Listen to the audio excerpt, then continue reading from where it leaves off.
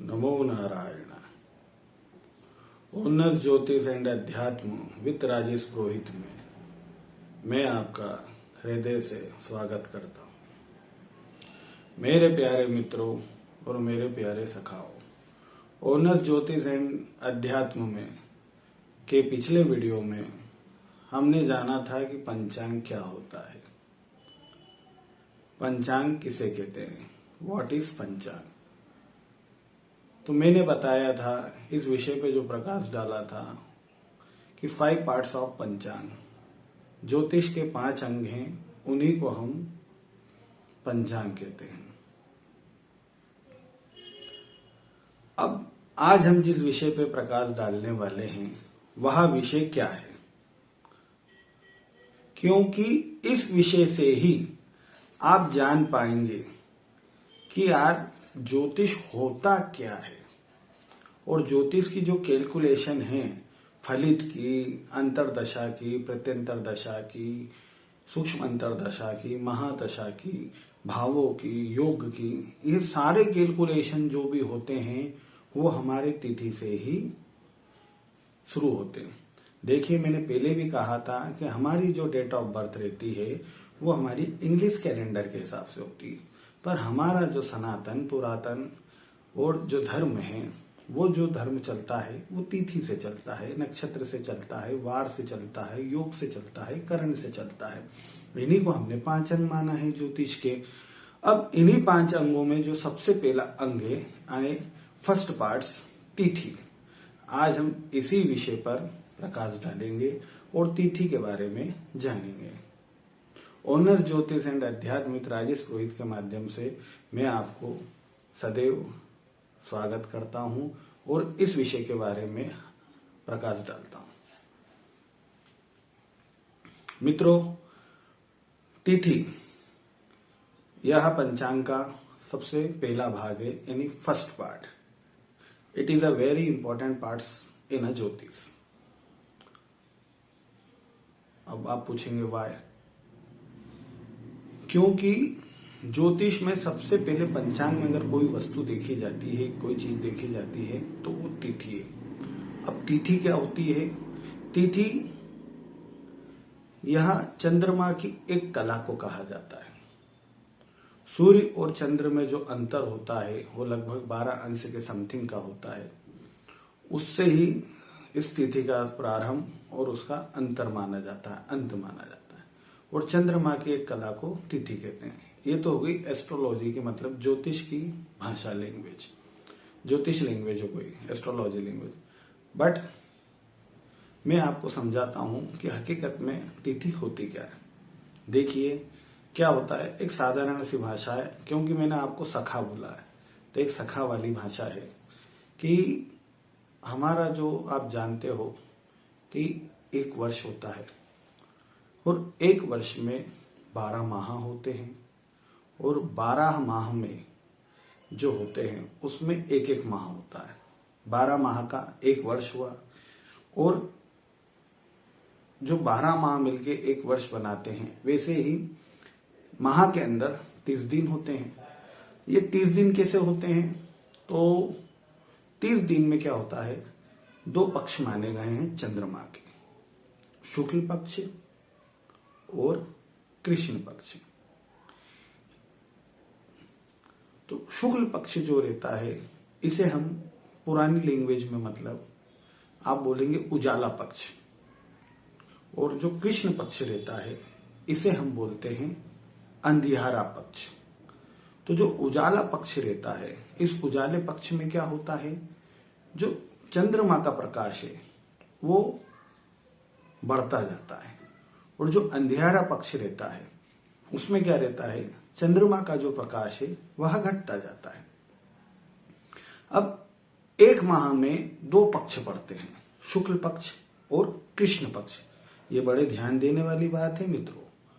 अगर आप ये पक्ष ही समझ लेंगे तो इसी से आपको ज्योतिष में बहुत लाभ लगेगा, क्योंकि पक्ष से ही बहुत सारी चीजें सरल हो जाती हैं। तो जो शुक्ल पक्ष रहता है और जो कृष्ण पक्ष रहता है, ये 15-15 दिवस का रहता है, यानी 15 days. 50 days in a light part and 50 days in a night part, darkness part जिसे हम कहते हैं। आप गीता में भी पढ़ेंगे तो इसका उदाहरण दिया गया, 8वें अध्याय के अंदर बताया गया है कि एक उजाला पक्ष मतलब अग्नि की जो प्रतिबिंब रहती है वह हमें उस दिशा से जो आगे बढ़ते हैं तो ब्रह्म को प्राप्त होते हैं, और एक शुक्ल पक्ष में मतलब धुएं की तरह जो रहता है, अंधियारा पक्ष रहता है, वो वापस जाके पुनर्गमन होके पृथ्वीलोक पे आते हैं, वापस जन्म धारण करते हैं। इसी को आप देखेंगे तो श्रीमद् भागवत महापुराण में भी बताया गया है, रीते अर्थम यत प्रतीयेत न प्रतीयेत च आत्मनि तद विद्यादात्मनो यथा भासो यथा तमा। ये उसमें भी बताया गया है श्रीमद् भागवत में भी। तो उल्लेख हमारे पुरातन सनातन धर्म में इस चीज का किया गया है, इसलिए यह माननीय है। मतलब अब जो आप जानते हैं कि एक माह में 30 दिन होते हैं, तो 15 पक्ष का रहता है शुक्ल पक्ष और 15 दिन का रहता है कृष्ण पक्ष। 15-15 दिनों के ये पक्ष माने गए हैं। तो इन्हें क्या करा गया है, तिथि से जोड़ा गया है। हमारे जो सनातन ऋषि मुनि थे उन्होंने इन्हें तिथि से जोड़ा गया है।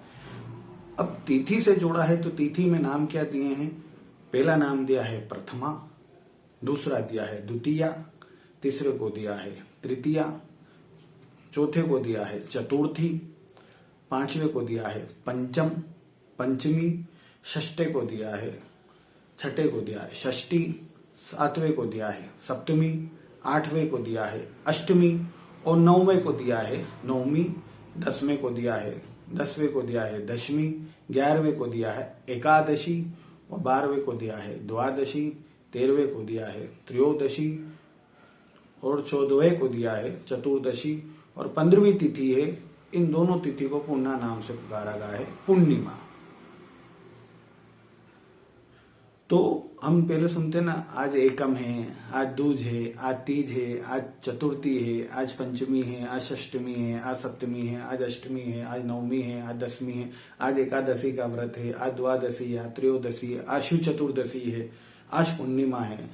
ऐसा अब इसी को सेम कृष्ण पक्ष में भी लिया गया है। तो प्रथमा तिथि से लेके चतुर्दशी तिथि तक के इस फॉर्मेट को सेम रखा गया है, परंतु जो फॉर्मेट चेंज किया है वो चेंज कहां पे किया है, वो फॉर्मेट चेंज किया है पुण्य तिथि यानी 15वीं तिथि को, पंचदशी तिथि को चेंज किया गया। उसको क्या कहा गया है, उसको शुक्ल पक्ष में जब आती है तो उसे हम पूर्णिमा कहते हैं, और जब कृष्ण पक्ष में आती है तो उस तिथि को हम कहते हैं अमावस्या। अब पूर्णिमा तिथि आप बहुत आसानी से पहचान सकते हैं और अमावस्या तिथि को भी बहुत आसानी से पहचान सकते हैं। बहुत ही सरल है, क्योंकि ज्योतिष का पहला नियम है आपको आसमां देखना आना चाहिए। भगवान ने भी बोला है कि मैं हूं, सबसे प्रथम अगर जो पंचभूत में निर्मित हुआ है तो वो आकाश हुआ। अगर आपको आकाश देखना आता है तो आपको ज्योतिष देखना आता है, और आपको आकाश देखना नहीं आता, पढ़ना नहीं आता, तो ज्योतिष कितना भी आ जाए वो कुछ काम का नहीं है। आकाश में जब आप चंद्रमा को देखोगे तो पूर्णिमा का चंद्रमा अपनी पूर्ण चांदनी लिए बिखरे हुए आकाश को, उजालों से धरती मंडल को, पृथ्वी मंडल को, सारी दिशाओं को प्रकाशित करता है। उस प्रकाश को आप अलौकिक प्रकाश कहें। स्वयं भगवान ने शरद पूर्णिमा की रात में महारास किया था। आहा, ठाकुर जी ने पूर्ण उजाला था, कौन कहता उस समय अंधकार था। जीवों का अंधकार मिटाने वाला पूर्णिमा का प्रकाश है। दूसरा, अमावस को भी आप आसानी से पहचान सकते हो, जिस दिन चंद्रमा पूर्ण काला दिखता है, ब्लैक शेडो। आप समझ जाएंगे कि सूर्य के प्रकाश में जो काला प्रतिबिंब नजर आ रहा है ये अमावस्या का पूर्ण चंद्रमा। दोनों तिथियों को पूर्णा मानी गई है, क्योंकि एक उजाले से पूर्ण है और एक अंधियारे से पूर्ण है। इसी को मेरे मित्रों कृष्ण पक्ष की अमावस्या कहा गया है और एक को शुक्ल पक्ष की पूर्णिमा कहा गया है। अब इसमें अध्यात्म कनेक्टेड बहुत अच्छी चीज है, क्योंकि तिथियों से तो हमने जान लिया कि भाई तिथि क्या होती है, परंतु इन तिथियों के प्रभु एक एक देवता भी हैं। अब प्रभु जो इनके देवता हैं वो बड़े खास हैं, क्योंकि जिस तिथि का जो देवता है उस तिथि में उस देवता का बल आ ही जाता है, ये स्वाभाविक है। और ना जाने कितने हमारे साधु संतों भक्तों ऋषियों बड़े बड़े जो, उनको मैं बार बार बारंबार प्रणाम करता हूँ, साधु संतों ऋषियों भक्तों को, मतलब कि वो वाकई में इन चीजों से परिचित हैं और वो सत्य मूर्ति हैं इनकी। यदि उनके चरणों में हम साष्टांग प्रणाम करके आशीर्वाद लें तो आहा, प्रभु हैं वो तो साक्षात प्रभु है। ऐसे प्रभु को मैं बारंबार और अनंत बार, अनंत कोटि बार, जितनी बार तो गणना तो कर नहीं सकता, इसलिए कह रहा हूं कि अनंत बार उनके चरणों में मेरा साष्टांग प्रणाम स्वीकार करें और बस आपका आशीर्वाद बनाए रखें, क्योंकि वो तो प्रत्यक्ष मूर्ति है। वो उस दिव्य अलौकिक सत्य को जानते हैं जिसके गान करने में तो जिह्वा टेढ़ी हो जाती है, कुछ नहीं कह सकते, मौन हो जाती है। हाँ तो प्रभु, अब बात आती है कि तिथि के देवता कौन से होते हैं। यही अध्यात्म का विषय है। अध्यात्म जो आपको इस शरीर से ऊपर उठाता है। याद रखिए, शरीर के 3 अंग हैं, स्थूल शरीर, सूक्ष्म शरीर और कारण शरीर। जो इनसे ऊपर उठा है वही तो हमारा अध्यात्म है। और ये सनातन देश भारत हमारा अध्यात्म देश है। इसमें ना जाने कितने स्वामी विवेकानंद जैसे तुलसीदास जी जैसे, महात्मा गांधी जैसे, जाना जाने कितने बड़े बड़े आध्यात्मिक व्यक्ति इस धरोहर पे आए और उन्होंने अपनी कीर्ति छापी है, अपनी ध्वजा लहराई है। ऐसे साधुओं को भी मैं धन्यवाद देता हूँ जिन्होंने हमारे लिए कुछ छोड़ा है। अब आइए हम तिथियों के देवता जानते हैं जिन्होंने स्वयं को जाना था अध्यात्म जगत से जुड़ के। तो आज प्रथमा तिथि के जो देवता होते हैं वो अग्नि होते हैं। अग्नि आप जानते हैं जिसके बिना कोई कार्य संभव नहीं है। हमारे शरीर में भी एक अग्नि प्रकट है, यज्ञ करने के लिए भी एक अग्नि चाहिए, और हमारे घर का जो सुबह शाम दोनों टाइम भोजन पकता है उसके लिए भी अग्नि चाहिए। बिना अग्नि के वह भी संभव नहीं। तो प्रथम देवता जो माने गए हैं प्रथमा तिथि के वो अग्नि है।